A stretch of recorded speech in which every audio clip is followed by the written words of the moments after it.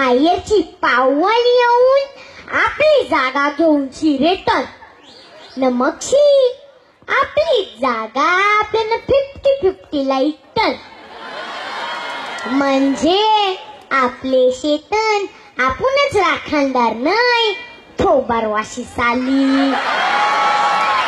आणि पूजा हुशार. 50-50चा मिळलेला पैसा हल्ली दारू उरवता.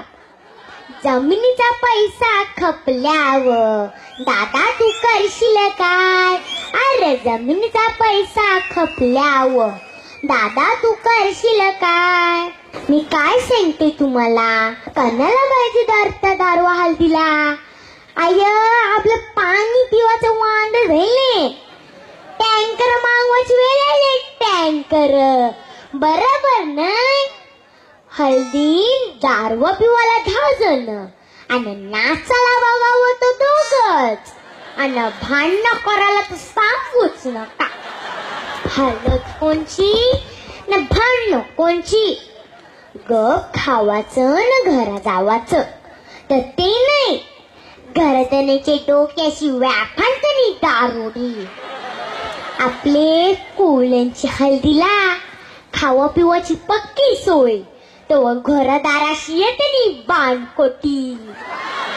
आणि आपली काम शेंगली का पलकारतन. माझं काय म्हणणं हाय, जागा थोडी का पक्की कणाला एकाची आवरणशीच आपली पुढची पिढीच्या भविष्यासाठी जोमळून ठेवायची. आपला पैसा व्हायचाच. दारू मतन भूतपण करणे आणि शोषण करणे खपला. तेव्हा आज सांगतोय कोळी आग्र्यांना, पैसा जपून ठेव आपले पोरबालांना. ऐसा उचलू नको पैसा, नाही समजणार खपला कैसा.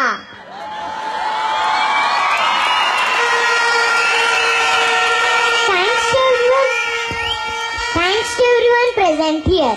Before I end my speech, I would like to bring your attention on one of the integral part of our life, that is water. All of us know how the water is important for the life on the earth.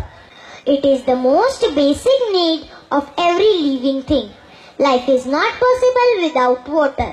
It is the valuable resource of nature. It is an endless creation by God.